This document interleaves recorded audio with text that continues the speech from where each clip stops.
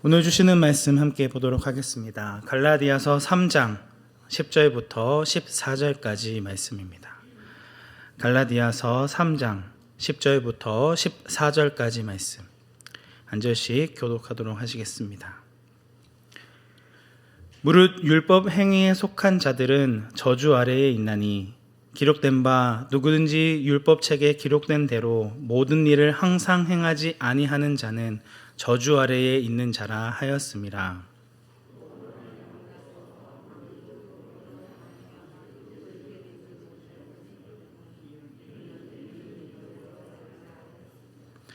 율법은 믿음에서 나는 것이 아니니 율법을 행하는 자는 그 가운데서 살리라 하였느니라.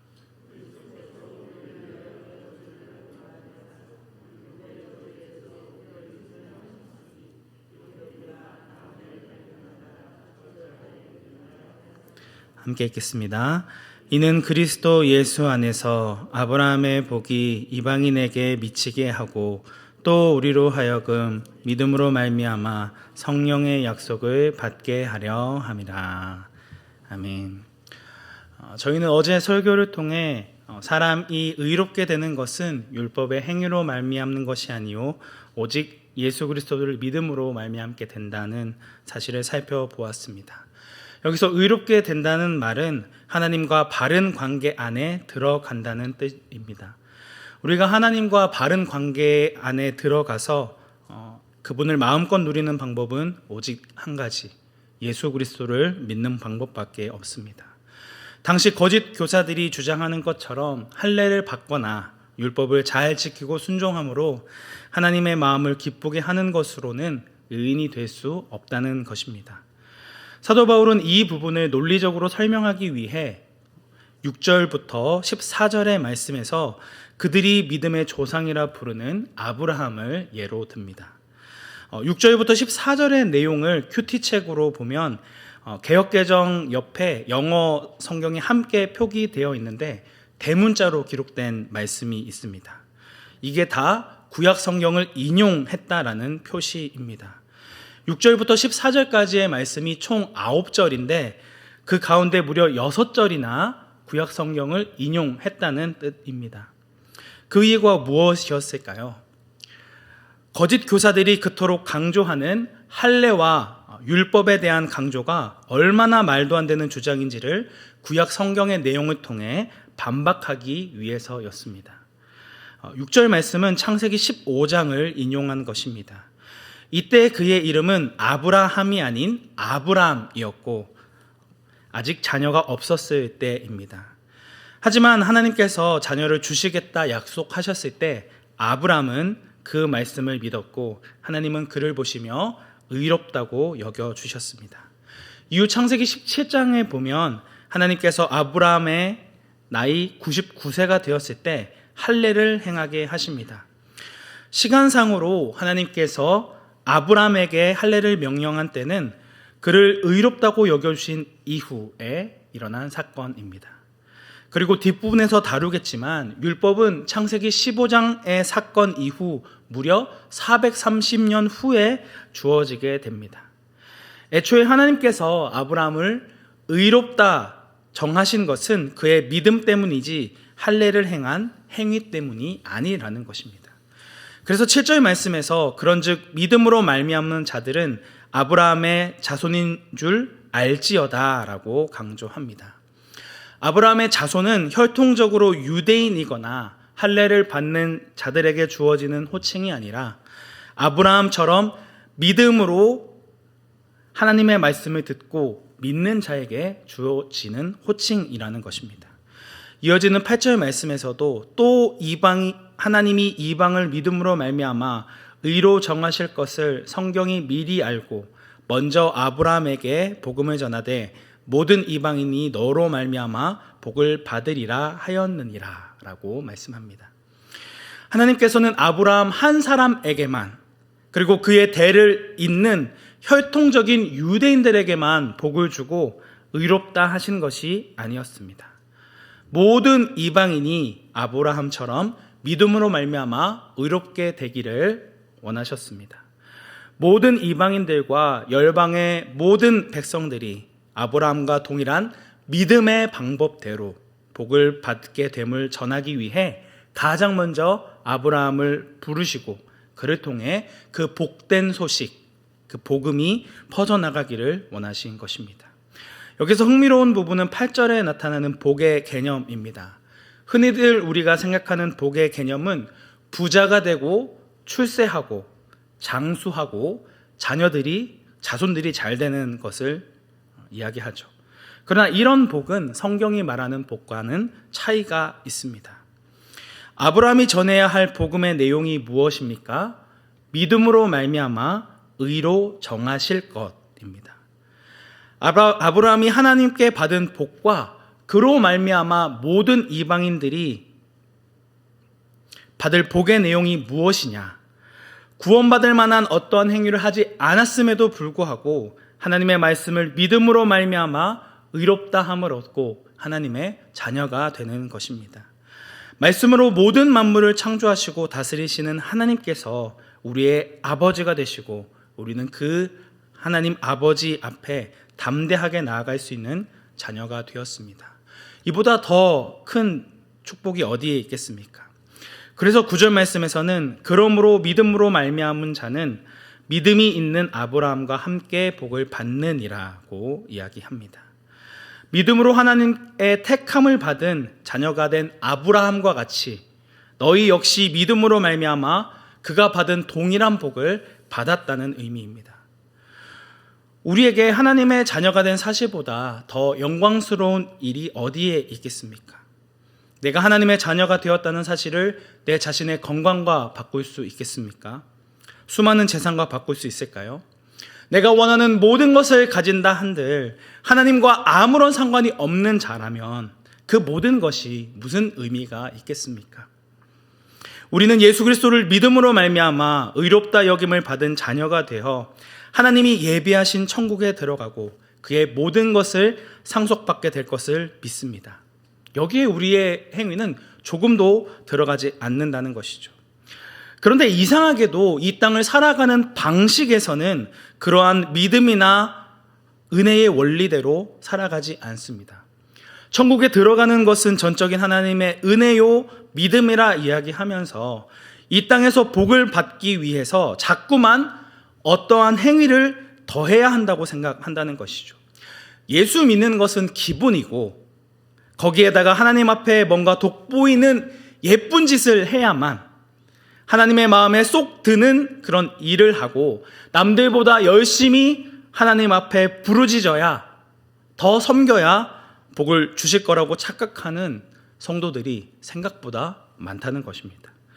갈라디아서는 반복적으로 예수 그리스도의 복음을 듣고 믿음으로 그의 자녀가 되고 하나님과 바른 관계를 맺는 것이 우리의 복이라고 증거하고 있습니다.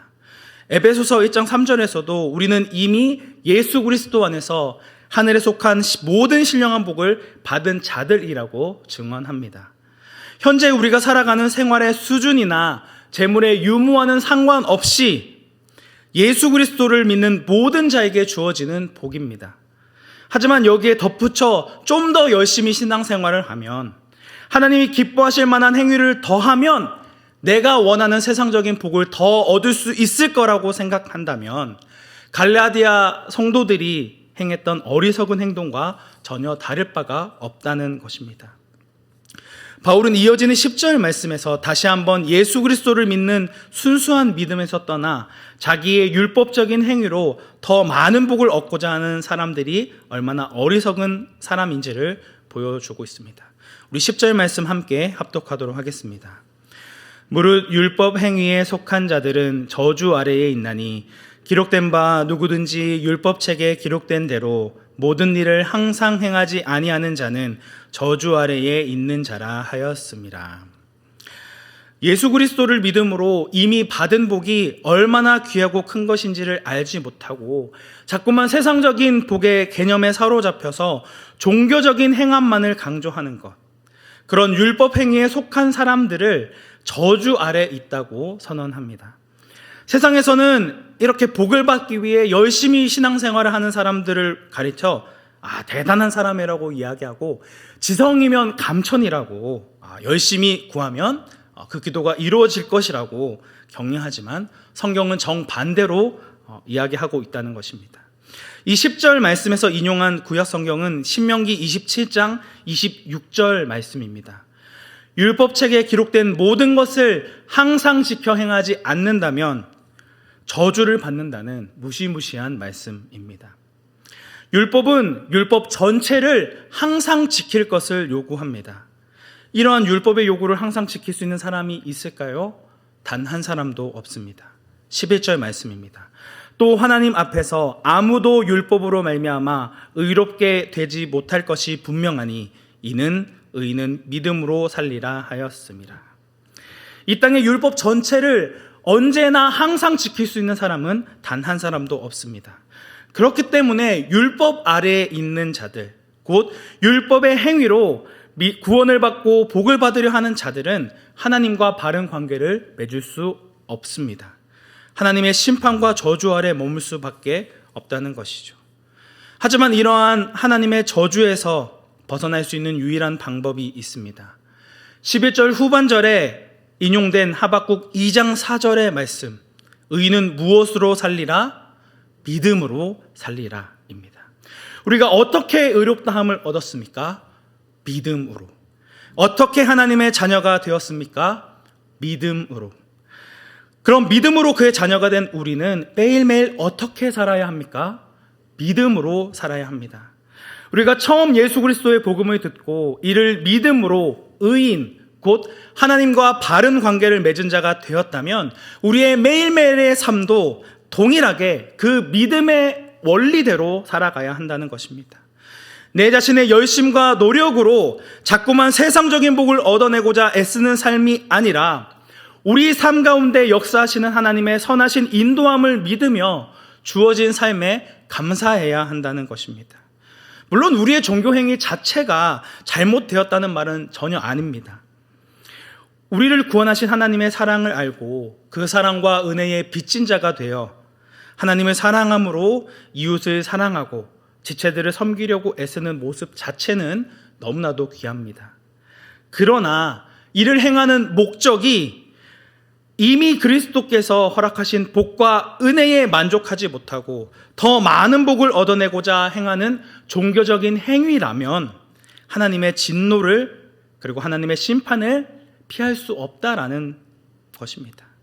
12절 말씀은 율법을 행하는 자는 그 가운데서 살리라고 이야기합니다. 의인은 믿음으로 살리라는 12절 후반절 말씀과 정반대의 모습인 것이죠. 우리가 예수 그리스도를 믿고 하나님의 자녀가 되었지만 그럼에도 우리의 실제 생활 가운데 우리의 믿음 없음을 드러내는 때가 얼마나 많습니까?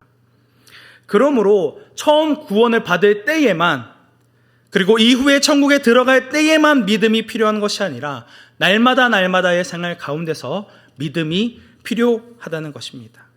그럼 예수님을 믿는다는 것은 무엇일까요? 누군가를 믿는다는 것은 그 믿음의 대상을 온전히 신뢰한다는 뜻입니다. 내 힘과 능력으로는 하나님이 요구하신 율법을 다 지키지 못함으로 저주 아래 놓인 죄인임을 알기에 더 이상 내 자신을 의지하는 것이 아니라 주님만을 붙들고 의지하는 것입니다. 내가 해결하지 못하는 저주의 문제를 풀 수 있는 유일한 분이 예수님임을 신뢰함으로 그가 행하신 사랑의 삶을 본받아 살아가는 자가 되는 것입니다. 그렇다면 예수님께서 우리를 위하여 행하신 그 사랑의 모습은 어떠할까요?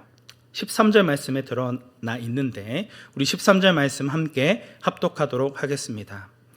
그리스도께서 우리를 위하여 저주를 받은 바 되사 율법의 저주에서 우리를 속량하셨으니 기록된 바 나무에 달린 자마다 저주 아래에 있는 자라 하였습니다. 여기서 위하다라는 말은 대표하여 대신하다라는 뜻입니다. 예수님께서 우리를 대신하여 저주 받으심으로 우리를 속량하셨습니다.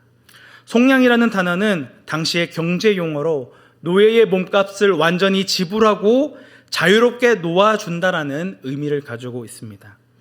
모든 율법의 요구를 항상 지키시고 행하신 예수님께서 우리를 대신하여 나무에 달려 저주 받으심으로 원래 우리가 받아야 할 하나님의 진노와 저주를 모두 짊어지신 것입니다. 자신의 목숨을 내어주심으로 우리의 죗값을 지불하고 자유를 허락해 주신 것이죠. 예수님의 무조건적인 아가페 사랑의 행위로 우리는 죄의 저주로부터 해방되었을 뿐만 아니라 그분이 가지고 계셨던 복을 받게 되었습니다. 14절의 말씀과 같이 예수 그리스도 안에서 믿음으로 구원함을 받은 아브라함의 복이 이방인인 우리에게도 동일하게 주어지게 되는 것입니다. 우리의 율법의 행위가 아닌 예수님의 사랑의 행위가 우리를 구원에 이르게 하는 복이 되었습니다. 또한 우리의 연약함을 도울 보혜사 성령 하나님을 보내주셨고 성령이 공급하시는 능력으로 거룩한 하나님의 백성들로 살아갈 수 있는 은혜를 허락해 주셨습니다. 이 모든 것이 다 예수 그리스도를 믿는 믿음을 통해 일어나게 된 것이죠. 오늘 본문을 통해 사도 바울이 갈라디아 교회 성도들에게 전하고자 하는 말씀은 무엇입니까? 신약뿐만이 아니라 구약 성경도 할례나 율법과 같은 율법 행위로 어떠한 종교적인 행위를 갖추어야만 하나님과 바른 관계를 맺을 수 있는 것이 아니라 하나님의 말씀을 듣고 믿을 때에 하나님의 약속의 말씀을 믿음으로 순종하는 삶을 살아갈 때에 의롭다함을 받는다라고 가르치고 있습니다. 이 말씀은 오늘 우리에게도 동일하게 주어집니다. 사랑하는 온사랑교회 성도 여러분, 우리가 하나님 보시기에 의인이 될 수 있는 방법, 하나님께서 하나님과 바른 관계를 맺는 유일한 길은 예수 그리스도를 믿는 것 외에는 없습니다. 우리같이 무자격한 자들이 하나님을 아버지라 부를 수 있음도 예수 그리스도를 믿음 때문이요 전적인 하나님의 은혜라 할 수 있습니다.